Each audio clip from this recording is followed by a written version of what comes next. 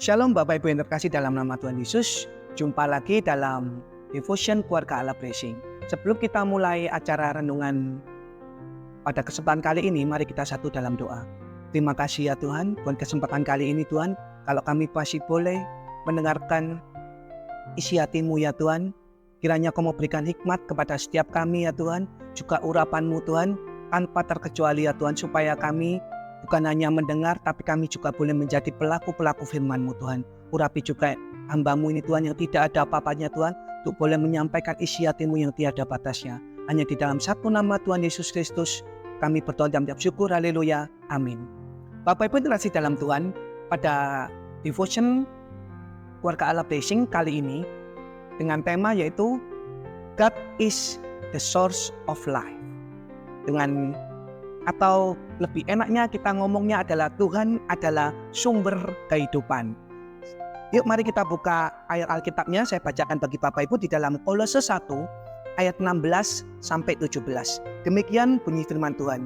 Karena di dalam Dialah telah diciptakan segala sesuatu yang ada di sorga dan yang ada di bumi, yang kelihatan dan yang tidak kelihatan, baik singgasana maupun kerajaan, baik pemerintah maupun penguasa, segala sesuatu diciptakan oleh Dia dan untuk Dia.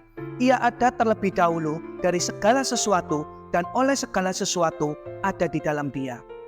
Jadi dari sini Bapak Ibu, kita bisa ketahui Bapak Ibu dengan jelas ya, bahwa Tuhan itu adalah sumber segala sesuatu. Bapak Ibu, menariknya kata sumber ini bukan sekedar cuman kata sumber Bapak Ibu ya. Sumber di sini dalam artian itu tiada batasnya Bapak Ibu. Namanya sumber itu tidak terbatas. Lalu dikatakan lain lagi Bapak Ibu, sumber itu apa? Sumber itu ialah pada permulaannya Bapak Ibu. Jadi awal mulanya, pada permulaannya, itu menarik sekali Bapak Ibu ya. Nah sekarang saya akan ajak Bapak Ibu untuk lebih dalam lagi belajar tentang analogi, yaitu tentang Tuhan adalah sumber kehidupan. Perhatikan Bapak Ibu, ini saya akan berbicara tidak secara cepat supaya kita mengerti Bapak Ibu ya. Yuk kita buka di dalam Kejadian 1 ayat 11 sampai 12. Analoginya ini Bapak Ibu ya. Kejadian 1 ayat 11 sampai 12. Demikianlah bumi firman Tuhan. Berfirmanlah Allah, hendaklah tanah menumbuhkan tunas-tunas muda, tumbuh-tumbuhan yang berbiji, segala jenis pohon, buah-buahan yang menghasilkan buah yang berbiji, supaya ada tumbuh-tumbuhan di bumi. Dan jadilah demikian. Tanah itu menumbuhkan tunas-tunas muda, segala jenis tumbuh-tumbuhan yang berbiji, dan segala jenis pohon-pohonan yang menghasilkan buah yang berbiji. Allah melihat bahwa semuanya itu baik. Nah Bapak Ibu, apa yang bisa kita ambil dari ayat ini Bapak Ibu? Di sini jelas sekali dikatakan ya Bapak Ibu ya. Jadi tumbuhan dan pohon itu tanpa tanah bisa mati Bapak Ibu ya. Tetapi tanah tanpa tumbuhan dan pohon tetap tanah. Jadi Bapak Ibu, tumbuhan dan pohon yang butuh tanah, bukan tanah yang butuh tumbuhan dan pohon. Karena tanah itu adalah sumber kehidupan bagi tumbuhan dan pohon. Nah, kita belajar lagi Bapak Ibu ya, tetap di dalam Kejadian 1 Bapak Ibu, ayat 20 sampai 21. Saya bacakan lagi Bapak Ibu, ini analogi yang kedua Bapak Ibu ya. Berfirmanlah Allah, hendaklah dalam air berkeriapan makhluk yang hidup, dan hendaklah burung berterbangan di atas bumi melintasi cakrawala. Maka Allah menciptakan binatang-binatang laut yang besar dan segala jenis makhluk hidup yang bergerak, yang berkeriapan dalam air, dan segala jenis burung yang bersayap. Allah melihat bahwa semuanya itu baik. Dalam analogi kedua ini Bapak Ibu, kita bisa ambil kesimpulan juga Bapak Ibu, bahwa binatang di laut Bapak Ibu dan burung tanpa air pasti mati. Tetapi air tanpa binatang di laut dan burung tetap air.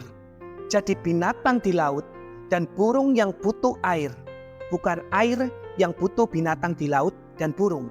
Karena air itu adalah sumber kehidupan bagi binatang di laut dan burung Bapak Ibu ya. Sekarang analogi yang ketiga yang terakhir Bapak Ibu, menarik lagi nih Bapak Ibu ya.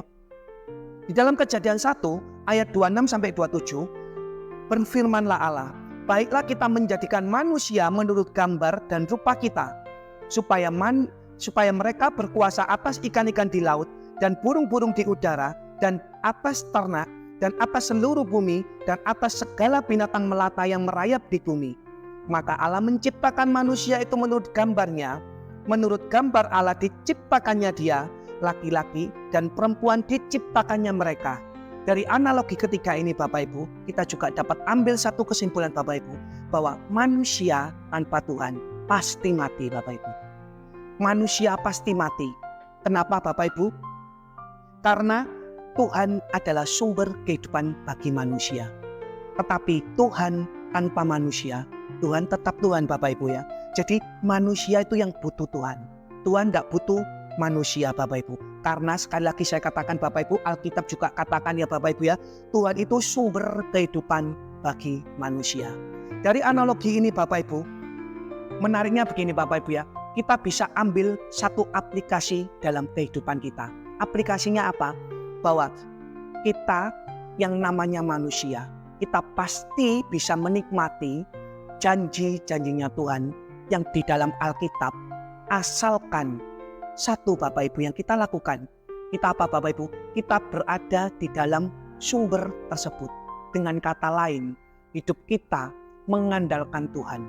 Kita dekat sama Tuhan, kita miliki hubungan yang intim dengan Tuhan. Di sanalah kita pasti bisa merasakan janjinya Tuhan.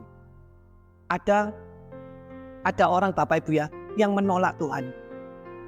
Dengan alasan mereka dia ngomong, Tuhan itu nggak terlihat Pak, susah untuk dilihat.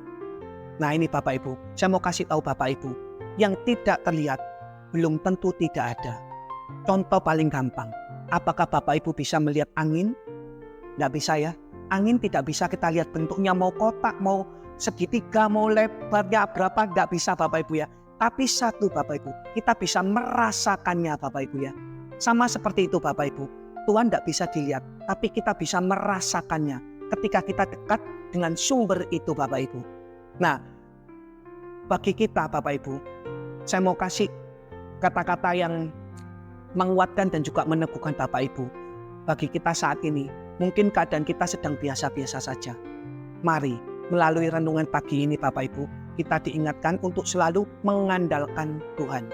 Karena Alkitab mencatat Bapak Ibu, ada 3 contoh yang saya mau bagikan. Ini ketika kita mengandalkan Tuhan sebagai sumber kehidupan kita, apa yang terjadi? Kita lihat Bapak Ibu ya. Yang pertama, contohnya yaitu apa Bapak Ibu? Musa. Tongkat di tangan Musa itu biasa-biasa saja Bapak Ibu. Tetapi ketika Musa mengandalkan Tuhan yang sebagai sumber kehidupan Bapak Ibu, lihatlah tongkat itu bisa membelah laut Bapak Ibu. Contoh yang kedua Bapak Ibu, Daud Bapak Ibu. Umban dan 5 batu di tangan Daud biasanya hanya dipakai apa Bapak Ibu? Untuk berburu hewan di hutan. Tetapi ketika Daud mengandalkan Tuhan, dengan umban dan 5 batunya Bapak Ibu, bisa mengalahkan manusia raksasa Goliat. Contoh yang ketiga Bapak Ibu, 5 roti dan 2 ikan. Biasanya 5 roti dan 2 ikan ini hanya untuk sekali makan dalam sehari Bapak Ibu. Cukup untuk makan sehari. Tetapi ketika mengandalkan Tuhan sebagai sumber kehidupan kita sudah tahu apa yang terjadi Bapak Ibu ya. 5 roti dan 2 ikan bisa menjadi 5.000 untuk makan-makannya orang, 5.000 orang Bapak Ibu ya. Bahkan masih ada sisa 12 bakul. Jadi apa yang bisa kita ambil dari 3 peristiwa contoh ini Bapak Ibu? Ketika kita mengandalkan Tuhan, itu berarti kita sadar diri bahwa Tuhan adalah sumber kehidupan. Maka tercatatlah Bapak Ibu yang dikatakan oleh kitab suci, itu dicatat dan digenapi oleh kita. Apa Bapak Ibu? Apa yang tidak pernah dilihat oleh mata dan tidak pernah didengar oleh telinga dan tidak pernah timbul di dalam hati manusia, itu semuanya Tuhan sediakan bagi mereka yang mengasihi Dia. Ketika kita mengasihi Dia, kita pasti hidup mengandalkan Tuhan. Ketika kita mengandalkan Tuhan, kita ini sadar bahwa Tuhan adalah sumber kehidupan kita. Biarlah melalui renungan devotion kali ini Bapak Ibu, kita mempunyai hati untuk selalu melekat kepada Tuhan. Mari kita satu di dalam doa. Mataikan firman-Mu ya Tuhan. Ampuni kami ya Tuhan kalau seringkali kami sombong mengandalkan diri kami sendiri Tuhan. Tapi melalui renungan saat ini Tuhan, kami disadarkan ya Tuhan untuk selalu mengandalkan Engkau di dalam setiap aspek kehidupan kami ya Tuhan. Karena Engkaulah sumber kehidupan bagi hidup kami ya Tuhan. Roh Kudus, tuntun hidup kami, pimpin hidup kami, supaya semakin hari semakin memuliakan nama-Mu dengan hidup mengandalkan Engkau, dan dengan demikian hidup kami untuk memuliakan nama-Mu. Hanya di dalam satu nama Tuhan Yesus Kristus kami mengucap syukur. Haleluya. Amin. Tuhan Yesus memberkati.